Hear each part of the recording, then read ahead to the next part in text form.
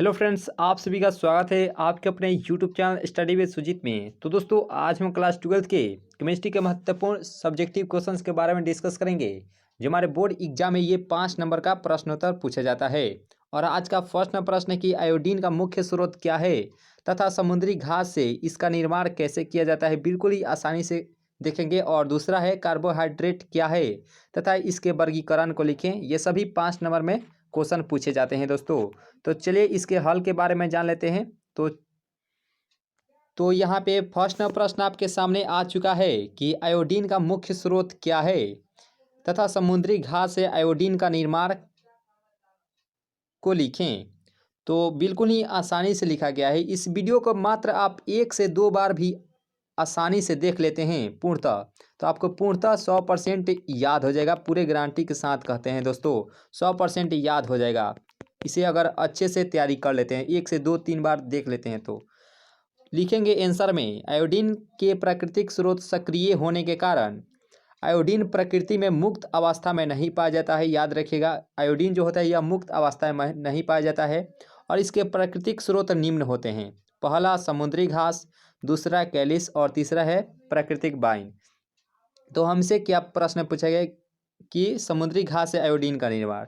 तो समुद्री घास से आयोडीन का निर्माण यहाँ पे लिखेंगे और यहाँ पे थोड़ा सा नीचे आएंगे और यहाँ पे लिखेंगे कि लेमिनेरिया किस्म की समुद्री घास में आयोडीन पाया जाता है। तो ये ऑब्जेक्टिव में बार बार पूछा जाता है कि समुद्री घास किसमें पाया जाता है। तो लेमिनेरिया घास के किस्म में। तो लेमिनेरिया किस्म की समुद्री घास में आयोडीन पाया जाता है। और समुद्री घास को अच्छी तरह सुखाकर इसे गड्ढे में जलाया जाता है ताकि उपस्थित आयोडीन नष्ट न हो। यानी कहने का अर्थ है, जो समुद्री घास से जो प्राप्त होता है उसे हम लोग अच्छे से सुखा लेते हैं और उसे गहरे गड्ढे में जलाया जाता है ताकि उसमें उपस्थित जो आयोडीन की मात्रा रहती है वह नष्ट न हो।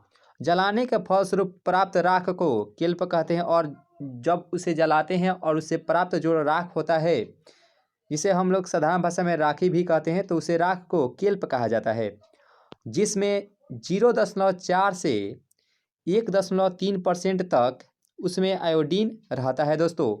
और केल्प को जल में घुलाकर घोल का आंशिक रवाकरण करने से जल में कम घुलनशील अवयव रवाकृत होकर बाहर निकल जाते हैं। यानी कहने का अर्थ है, केल्प को जल में घुलाकर घोल का आंशिक रवाकरण करने से जल में कम घुलनशील अवयव रवाकृत होकर ही बाहर निकल जाते हैं, जबकि जल में अधिक घुलनशील Ki एवं NaI सोडियम आयोडाइड मातृद्रव में शेष बचे रह जाते हैं। मातृद्रव में सांद्र H2SO4 यानी कि सल्फ्यूरिक एसिड मिलाकर आयोडीन प्राप्त किया जाता है। तो इतना लिख देते हैं तो आपको 5 अंक मिल जाएगा। इसका समीकरण एक बार देख लीजिए। तो समीकरण है NaIMnO H2SO4। जब इसे प्रक्रिया करेंगे तो 2NaSO4 हो जाएगा। जब इसे संतुलित करेंगे MnSO4 plus H2O plus I, यहाँ पे आयोडीन यहाँ पे नीचे की तरफ बढ़ जाएगा। तो आयोडीन का निर्माण यहाँ पे हो चुका है। और बारी बारी से क्लोरीन या ब्रोमीन से हम लोग प्रक्रिया करेंगे। तो क्लोरीन से जब प्रक्रिया करेंगे Ki से, तो KCl और यहाँ पे आयोडीन यहाँ पे I2 के रूप में निर्माण हो चुका है। और Br2 के साथ जब 2Ki से अभिक्रिया करेंगे तो यहाँ पे भी I2 का निर्माण हो चुका है और KBr यहाँ पे बाहर निकल जाएगा। तो फाइनली यहाँ पे 5 अंक आपका तैयार हो चुका है। तो इसे आप लोग आसानी से तैयारी कर लीजिएगा तो आपको 5 नंबर मिल जाएगा दोस्तों। तो बात आती है नेक्स्ट प्रश्न के बारे में। तो चलिए उस प्रश्न को भी अच्छे से तैयारी कर लेते हैं। और यहाँ पे जो प्रश्न आप देख रहे हैं कि कार्बोहाइड्रेट क्या है, इसका निर्माण कैसे करें, काफ़ी महत्वपूर्ण प्रश्न है दोस्तों। तो सबसे पहले कार्बोहाइड्रेट क्या है इसे हम लोग देख लेते हैं, उसके बाद हम इनका वर्गीकरण करेंगे। तो कार्बोहाइड्रेट में देखेंगे कि वे यौगिक जो जलीय अपघटित होकर पॉलीहाइड्रोक्सी एल्डिहाइड या कीटोन प्रदान करता है, कार्बोहाइड्रेट कहलाता है। बिल्कुल ही आसानी से लिखा गया है, ताकि आप इस वीडियो को 2 से 3 बार भी देख लेते हैं अच्छे से तो आपको पूर्णतः याद हो जाएगा। और जैसे में ग्लूकोज, फ्रुक्टोज। तो चलिए इसके वर्गीकरण को आसानी से देख लेते हैं। इसके वर्गीकरण, तो वर्गीकरण लिखकर डैश देंगे। और जल अपघटन के आधार पर कार्बोहाइड्रेट यह 3 प्रकार के होते हैं। पहला मोनोसेकेराइड, तो वैसा कार्बोहाइड्रेट जो जलीय अवघटित होकर अन्य कार्बोहाइड्रेट का निर्माण नहीं करता है मोनोसेकेराइड कहलाता है। जैसे ग्लूकोज, फ्रुक्टोज, रेमनोज आदि हो जाएगा। तो आप आसानी से याद कर लेंगे दोस्तों कि मोनोसेकेराइड में क्या होगा कि वैसे कार्बोहाइड्रेट जो जलीय अवघटित होकर अन्य कार्बोहाइड्रेट का निर्माण नहीं करता है तो उसे ही मोनोसेकेराइड कहते हैं। जैसे ग्लूकोज, फ्रुक्टोज, रेमनोज। आप लोग जैसे वाला जरूर याद रखिएगा मोनोसेकेराइड के उदाहरण, क्योंकि ऑब्जेक्टिव क्वेश्चन में बार बार पूछा जाता है। तो जैसे को आप जरूर याद रखिएगा। ये भी बिल्कुल ही आसानी से लिखा गया है ताकि आपको याद हो जाए। और ऑलिगोसेकेराइड में क्या होता है दोस्तों कि वे सभी कार्बोहाइड्रेट जो जलीय अवघटित होकर 2 से 10 तक कार्बोहाइड्रेट अणुओं का निर्माण करता है उसे ही ऑलिगोसेकेराइड कहते हैं। जैसे सुक्रोज, मल्टोज, लैक्टोज। तो जैसे वाला जरूर याद रखिएगा। ऑलिगोसेकेराइड के उदाहरण क्या क्या क्या होते हैं तो सुक्रोज, मल्टोज और लैक्टोज हो जाएगा।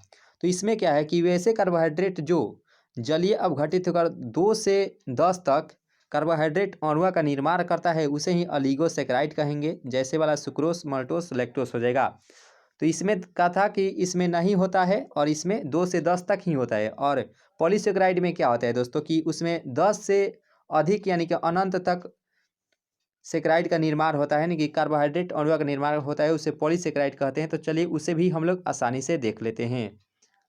और यहाँ पे पॉलीसेकेराइड है कि वे सभी कार्बोहाइड्रेट जो जलीय अवघटित होकर 10 से अधिक कार्बोहाइड्रेट अणुओं का निर्माण करता है पॉलीसेकेराइड कहलाता है। जैसे सेलुलोज हो गया, ग्लाइकोजीन हो गया, स्टार्च हो गया। उदाहरण को जरूर ध्यान से पढ़िएगा दोस्तों, क्योंकि उदाहरण से रिलेटेड ऑब्जेक्टिव में 3 से 4 प्रश्न उत्तर आता ही आता है 100%। तो पॉलीसेकेराइड में क्या है कि वे सभी कार्बोहाइड्रेट जो जलीय अवघटित होकर 10 से अधिक कार्बोहाइड्रेट अणुओं का निर्माण करता है पॉलीसेकेराइड कहलाता है। इसका सूत्र आप देख लीजिए यहाँ पे है कि C6H10O5 होल N, एन का मतलब यहाँ पे अनंत तक हो जाएगा। तो ये पहला वर्गीकरण हो गया। और यहाँ पे एक वर्गीकरण है कि अपचयन शक्ति के आधार पर।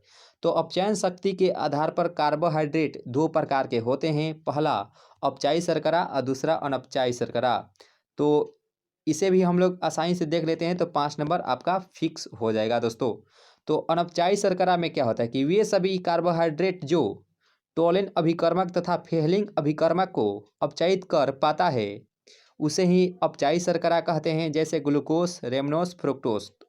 इसका भी उदाहरण यहाँ पे जो मोनोसेकेराइड देखे थे उसका ही उदाहरण अपचायी शर्करा का भी होता है। तो अपचायी शर्करा में है कि वे सभी कार्बोहाइड्रेट जो टोलेन अभिकर्मक तथा फेहलिंग अभिकर्मक को अपचायित कर पाता है अपचायी शर्करा कहलाता है। और दूसरा है अनपचायी शर्करा किसे कहते हैं तो वे सभी कार्बोहाइड्रेट जो टोलेन अभिकर्मक तथा फेहलिंग अभिकर्मक को अपचयित नहीं कर पाता है उसे ही अनपचायी शर्करा कहेंगे। जैसे सेलुलोज हो गया, स्टार्च हो गया, ग्लाइकोजीन हो गया। ये पॉलीसेकेराइड का इसका उदाहरण होता है अनपचायी शर्करा में कि वे सभी कार्बोहाइड्रेट जो टोलेन अभिकर्मक तथा फेहलिंग अभिकर्मक को अपचयित नहीं कर पाता है अनपचायी शर्करा कहलाता है सेलुलोज, स्टार्च, ग्लाइकोजीन। आप उदाहरण को जरूर याद रखिएगा दोस्तों। तो इस प्रकार से हम लोग 10 नंबर की तैयारी कर चुके हैं अब तक। तो इतना लिख देते हैं तो इस प्रश्न कार्बोहाइड्रेट के लिए इतना लिखते हैं तो 5 नंबर, और आयोडीन के लिए उतना लिखते हैं तो आपको भी 5 नंबर मिल जाएगा। तो दोस्तों इस प्रकार से इस महत्वपूर्ण सेशन को यहीं पे ख़त्म करते हैं। अगर ये सेशन आपको थोड़ा सा भी अच्छी लगी हो तो एक लाइक ज़रूर कीजिएगा दोस्तों। और चैनल पर नए जुड़े हों तो चैनल को जरूर सब्सक्राइब कीजिएगा दोस्तों। इसी तरह से महत्वपूर्ण सेशन आते रहेंगे तो कमेंट जरूर कीजिएगा कि ये सेशन आपको कैसा लगा। और भी क्वेश्चन को आपको बनवाना हो वीडियो तो एक बार जरूर कमेंट कीजिएगा दोस्तों। तो मिलते हैं नेक्स्ट वीडियो में। आज के लिए इतना ही। Thank you.